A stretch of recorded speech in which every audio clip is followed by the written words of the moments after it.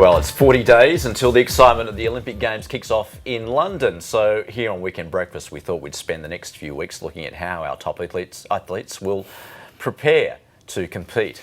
Kerri Pottharst won gold for Australia in the beach volleyball at Sydney's Olympic Games. She knows all about the physical and mental and emotional strains placed upon athletes competing at the top level, and she joins us now.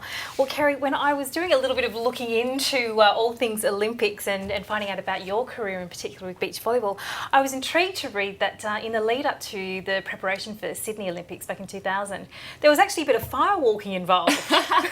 Yes, Natalie and I, we didn't want to leave any stone unturned. So we had a volleyball coach, a fitness coach and a success coach, Kira Ashley, and he was actually a world record firewalker, one of his side things. But it was all about basically pushing yourself out of your comfort zone. In order to succeed, we need to continually push ourselves past what we believe is possible, and that's what the firewalking was about. And we also did some glass walking, and we did a lot of crazy, unique things, I guess, that our federation probably weren't that happy about at the time, but it was all about getting our minds prepared. So you talk about getting your minds prepared. In terms of preparation for an Olympic Games, how much of it is that mental aspect of it, which I guess you talk about with the firewalking, and how much of it is simple training? Well, you know, each athlete, each team, they have different sorts of schedules. But I think for us in Sydney, it was almost 50-50. I mean, we did a lot of time on the sand, obviously up to 3 or 4 hours a day. But then we did a lot of talking, a lot of meetings, a lot of preparing, a lot of mental exercises. We did a lot of writing and journaling. And that was all sort of driven by our success coach and our volleyball coach, Steve Anderson, as well. And it was all about getting us also to believe that we were ready. Because if you get to that point, it doesn't matter how good you are physically, if you don't have that belief that you can actually achieve the gold medal or just achieve your best at that time, on that day, in that event, then it's just, you know, it's down to luck, I guess. Well, we often hear about athletes talking about visualising winning that gold. Is that what you were asked to do? Yeah, we visualised the day. We talked about what it was going to be like on the day, what we would be doing straight after the game. We also, it sounds funny, but we surrounded ourselves by gold, because our coach said to us, if you want something in your life, start to get ready for it. Feel what it's like, see what it's like. So I had pictures of my gold medal on my wall.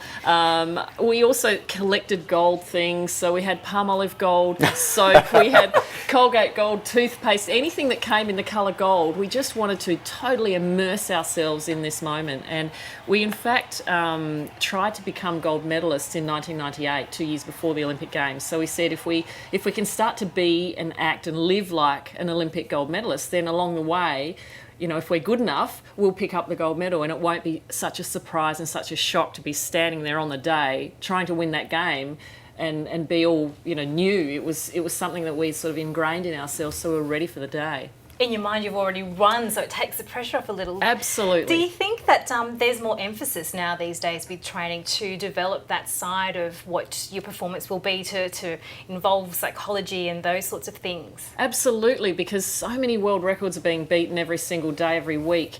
And I think everybody's looking for the edge. So if it's going to be a physical edge, they're going to have to do the extra training. If they need that little extra edge, if they're chokers, or if, you know, you have athletes that just can't seem to do it at the big moments, then that's the part of their training that they need to really work on. So whatever that edge is, they have to put in more time, and the mental side is so very important. And Kerri, you talk about winning. What about losing? Don't know about losing. But when you're so focused on winning, and of course most athletes would spend at least 4 years training for an Olympic Games. Not everyone can win. Most of them would not be winning gold. That must be a devastating result for many of them.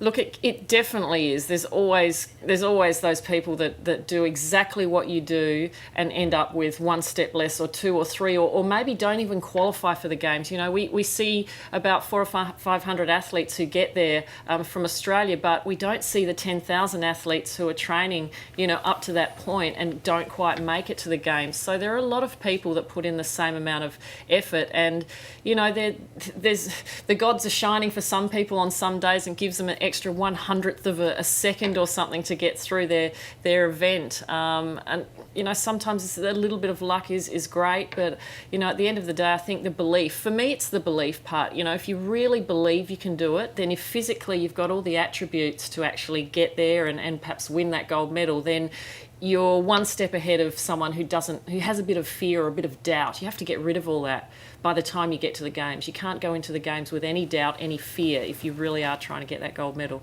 And Kerri, just quickly before we do run out of time, but how do you think Australia is shaping up for the London Olympics 2012? I mean, it would be great if Natalie Cook, for instance, made it back for a 5th Summer Olympics. Won't she be an absolute legend if she can make it? She's actually on her way to China right as we speak. It's a last-ditch effort to get in. She has to win this event with her partner, Tamsin Hinchley. They've got a fantastic opportunity. You know, they should win this event. If they don't, they've actually got another event in the following days, but this is the last week of effort, but we've already qualified our number 1 Aussie team. That's Bakara Palmer, Louise Borden. They're in, and our men's indoor volleyball team came from absolutely nowhere and won the event in Asia to go and get qualification for London. So, you know, that's fantastic for the sport of volleyball. We're looking good. Kerri Pottharst, thanks very much. Thank you.